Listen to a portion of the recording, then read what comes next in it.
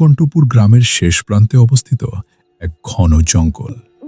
চারিদিক নিঝুম অন্ধকার, শুধু ঝিঝি পোকার ডাক আর দূর থেকে ভেসে আসা শেয়ালের আওয়াজ। ঘড়িতে তখন রাত ৯টা। জঙ্গলের ঠিক মাঝখানে একটা প্রাচীন ও পরিত্যক্ত গুহার ভেতর মশালের আলো জ্বলছে। সেখানে প্রত্নতাত্ত্বিক বিভাগের খনন কাজ চলছে গত কয়েক সপ্তাহ ধরে। খনন কাজের দায়িত্বে আছেন সরকারি অফিসার অনন্যা। তার কাজ হলো মাটির তলার প্রাচীন ইতিহাসকে খুঁড়ে বের করা। তার সাথে কাজ করছে তার জুনিয়র সৌনক এবং কয়েকজন স্থানীয় শ্রমিক। বহুদিনের চেষ্টার পর আজ গুহার একেবারে শেষ প্রান্তে একটা অদ্ভুত কালো পাথরের দেয়াল দেখা যাচ্ছে। প্রধান শ্রমিক সনাতন কাকা অনন্যার কাছে এসে বললেন, দিদিমণি, এই পাথর তো ভাঙা অসম্ভব। আমাদের সব হাতুড়ি আর কাস্তে ভেঙে যাচ্ছে, কিন্তু এই দেয়ালে একটা আঁচড়ও পড়ছে না। আমার মনে হয় এই গুহা এখানেই শেষ, এর ভেতরে আর কিচ্ছু নেই। আমাদের আজ কাজ বন্ধ করে দেওয়া উচিত। চেষ্টা তো করো সনাতন কাকা। তোমরা প্রতিবারই বলো যে এর আগে আর কিছু পাওয়া যাবে না, কিন্তু প্রতিবারই আমরা কিছু না কিছু অদ্ভুত ঐতিহাসিক জিনিস খুঁজে পেয়েছি। হাল ছাড়লে চলবে না, তোমরা চেষ্টা চালিয়ে যাও। এই বলে অনন্যা গুহা থেকে বেরিয়ে কিছুটা দূরে খাটানো তাদের অস্থায়ী তাঁবুতে গেলেন। সেখানে সৌনক গুহা থেকে উদ্ধার হওয়া কিছু জিনিস পরীক্ষা করছিল। টেবিলের ওপর রাখা ছিল একটা ধুলোবালি মাখা প্রাচীন চামড়ার বাঁধাই করা বই এবং একটি লাল কাপড়ের পুঁটলি। ম্যাডাম, আজ সারাদিনে আমরা শুধু এই দুটো জিনিসই পেয়েছি, কিন্তু আমার মনে হয় না এই ছেঁড়া বই আর সাধারণ পুটলিটার কোনো ঐতিহাসিক মূল্য আছে। সময় নষ্ট ছাড়া আর কিছুই নয়। তুমি কি এই বইয়ের লিপির ব্যাপারে কোনো খোঁজ পেলে? আমাদের চেনা কোনো ভাষার সাথে মিলছে? আমি দেশের বড় বড় লিপি বিশেষজ্ঞ এবং ইতিহাসবিদদের এই বইয়ের ভেতরের পাতার ছবি তুলে পাঠিয়েছি, কিন্তু আশ্চর্যের বিষয় হলো এখনো পর্যন্ত কেউ এই ভাষা ডিকোড করতে পারেনি। কেউ বুঝতেই পারছে না এটা কোন যুগের লিপি। যে বইয়ের ভাষা দেশের বড় বড় গবেষকরা উদ্ধার করতে পারছেন না, সেটাকে তুমি বলছো মূল্যহীন? শোনক, আমার মনে হচ্ছে আমরা খুব বড় এবং রহস্যময় কোনো ইতিহাসের দোরগোড়ায় দাঁড়িয়ে আছি। ঠিক তখনই গুহার ভেতর থেকে সনাতন কাকার এক বুক কাঁপানো আর্তনাদ ভেসে এলো। অনন্যা এবং সৌনক চমকে উঠে হাতের কাজ ফেলে তীব্র গতিতে গুহার দিকে ছুটে গেলেন। গুহার ভেতরে ঢুকে তারা দেখলেন সেই শক্ত কালো পাথরের দেয়ালটা নিজে থেকেই ভেঙে গেছে। ভাঙা দেয়ালের ঠিক পেছনে পাথরের বেদির ওপর একটা বিশাল আকৃতির প্রাচীন কাঠের কফিন রাখা আছে। ম্যাডাম, আমি আর এক মুহূর্ত এখানে থাকবো না। এই কফিনের ভেতরে নির্ঘাত কোনো মরা আছে। আমার মনে হচ্ছে এই জায়গাটা অভিশপ্ত। চলুন এখান থেকে এখনই বেরিয়ে যাই। হ্যাঁ ম্যাডাম, আমারও খুব ভয় লাগছে। এই জায়গাটা একদম স্বাভাবিক মনে হচ্ছে না। আমার মনে হয় আজ রাতের জন্য এখানকার কাজ বন্ধ করে ক্যাম্প গুটিয়ে চলে যাওয়াই ভালো হবে। ভীতু কোথাকার, একটু বুদ্ধি খাটাও।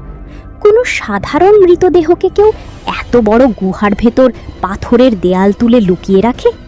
এর ভেতরে কোনো প্রাচীন গুপ্তধন বা মূল্যবান রাজকীয় গয়নাও থাকতে পারে। সনাতন কাকা, ভয় পেও না, কফিনের ঢাকনাটা সরাও। ভয়ে ভয়ে সনাতন কাকা কফিনের ভারী কাঠের ঢাকনাটা সরাতেই ভেতর থেকে এক তীব্র শ্বাসরোধকারী পচা লাশের গন্ধ ছিটকে বেরোলো। তারা দেখল কফিনের ভেতরে একটা আস্ত মানুষের শুকনো কঙ্কাল। সনাতন কাকা ও বাকি শ্রমিকরা আর দাঁড়িয়ে না থেকে গুহা থেকে দৌড়ে পালালেন। অনন্যাও কিছুটা থমকে গেলেন, কিন্তু ঠিক তখনই কফিনের ভেতরে সেই শুকনো হাড়গুলো নিজে থেকেই আচমকা একটা অদ্ভুত লালচে বেগুনি আলোয় জ্বলতে শুরু করলো। যেন সেই মৃত হাড়গুলোর মধ্যে কোনো শক্তিশালী অপার্থিব শক্তির সঞ্চার হচ্ছে। ম্যাডাম, এ তো জ্যান্ত হয়ে উঠছে, পালান! সৌনক ভয়ে অনন্যাকে ফেলে গুহার বাইরে দৌড়ে পালালো, কিন্তু অনন্যা সম্মোহিতের মতো সেখানে দাঁড়িয়ে রইলেন। হঠাৎ করে সেই কঙ্কালের বুকের খাঁচা থেকে একটা তীব্র কালো ধোঁয়া তীব্র বেগে ছিটকে বেরোলো। সেই শক্তিটি অনন্যাকে স্পর্শ না করে তীব্র গতিতে নীলকণ্ঠপুর গ্রামের দিকে উড়ে চলে গেল। তারপরেই কঙ্কালের আলো নিভে গেল এবং সেটি শান্ত হয়ে গেল। সেই অভিশপ্ত কালো শক্তির কুণ্ডলীটি তীব্র গতিতে গ্রামের বাতাসে মিশে গেল। গ্রামের এক প্রান্তে একটা সাধারণ বাড়িতে সাবিরা নামের এক নারী তার স্বামী রাজীবের সাথে তীব্র ঝগড়া করছিল। পাশের বাড়ির কমলার স্বামী কমলাকে নতুন গয়না কিনে দিয়েছে, আর তুমি আমাকে এখনো একটা সাধারণ শাড়িও কিনে দিতে পারলে না। কেমন স্বামী তুমি! আহা সাবিরা, তুমি তো জানো আমার ব্যবসায় কত বড় ক্ষতি হয়ে গেছে। ঘরে খাওয়ার চাল বাড়ন্ত, আর এই সময়ে তুমি শাড়ির আবদার করছো। তোমার মতো অপদার্থকে বিয়ে করে আমার জীবনটাই কয়লা হয়ে গেছে। আমি কিচ্ছু জানি না। কাল বিকালের মধ্যে যদি আমার ঘরে নতুন দামি শাড়ি না আসে, তবে আমি নিজের জীবন শেষ করে দেব। কথাগুলো বলে সাবিরা বিছানায় শুয়ে গায়ের ওপর চাদরটা মুড়ি দিল। রাজীবের বুকটা অভিমানে আর রাগে ফেটে যাচ্ছিল।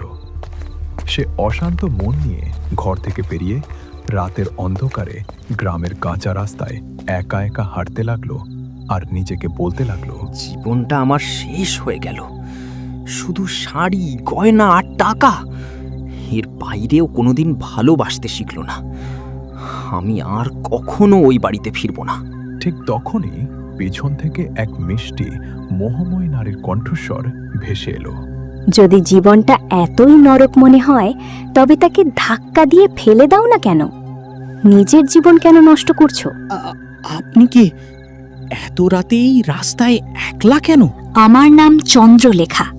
আমি তোমার মতোই এক অভাগী, যে নিজের স্বামীর চাঁতাকলে পিষ্ট।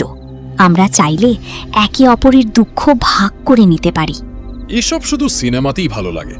আমি তো এখনো আমার স্ত্রীর সুবুদ্ধি ফেরার অপেক্ষায় আছি। তা আপনি এত রাতে কোথায় যাবেন? আমি কি আজ রাতে তোমার বাড়িতে থাকতে পারি? বাইরে খুব ঠান্ডা। এত সুন্দরী একজন অজানা মেয়ের মুখে এমন সোজাসুজি প্রস্তাব শুনে রাজীব তার রূপের মোহে পড়ে পরজি হয়ে গেল। সে চুপচাপ চন্দ্রলেখাকে নিয়ে নিজের বাড়ির ভেতর ঢুকল। ভেতরে ঢোকার সময় চন্দ্রলেখার ঠোঁটে এক ভয়ানক হাসি ফুটে উঠেছিল। ওই কোণের ঘরটা খালি আছে, আপনি ওখানে রাতটা কাটাতে পারেন। কথাটা শেষ হতে না হতেই চন্দ্রলেখা তীব্র গতিতে সেই ঘরের ভেতর ঢুকে ভেতর থেকে দরজাটা সজোরে বন্ধ করে দিল। রাজীব একটু হকচকিয়ে গেল। কি হলো? এত তাড়াহুড়ো করে ভেতরে ঢুকে দরজা বন্ধ করলেন কেন? আমি কি ঘরে ঢুকতে মানা করেছিলাম নাকি? ভেতর থেকে কোনো সাড়া শব্দ এলো না। রাজীবের সন্দেহ হয় সে জোরে ধাক্কা দিতেই দেখে দরজাটা খোলাই ছিল। সে ঘরের ভেতর ঢুকে দেখল ঘরটা সম্পূর্ণ শূন্য, কেউ কোথাও নেই। এদিকে গ্রামের অন্য একটি পাড়ায় রাবেয়া নামের এক গৃহবধূ তার লাল রঙের একটি নতুন শাড়ি পরে আয়নার সামনে সেজেগুজে দাঁড়িয়েছিল। বাহ, এই লাল শাড়িটায় তোমাকে ঠিক আকাশের পরীর মতো লাগছে। ধ্যাত, কি যে বলো না। শাড়িটা সুন্দর তাই ভালো লাগছে। তুমি হাত মুখ ধুয়ে এসো, আমি রাতের খাবারটা বেড়ে দিই। মনীষ বাথরুমে ঢুকতেই বাড়ির সদর দরজায় সজোরে কেউ আঘাত করতে লাগলো। রাবেয়া অবাক হয়ে ড্রয়িং রুমে এসে দরজাটা খুলল। সামনে দাঁড়িয়ে আছে সাবিরা, কিন্তু সাবিরার চোখ দুটো কেমন যেন স্থির। আরে সাবিরা, তুই এত রাতে? তোর এই লাল শাড়িটা আমার চাই। এখনই এই শাড়িটা আমাকে দিয়ে দে। পাগল নাকি তুই? এত রাতে অন্যের বাড়ি এসে শাড়ি চাইছিস? শাড়ি পছন্দ হলে তোর স্বামীকে বল কিনে দিতে। আমার শাড়ি তোকে কেন দেব? এই কথা শোনা মাত্রই সাবিরার মুখাবয়ব ভয়ানক রূপ ধারণ করল।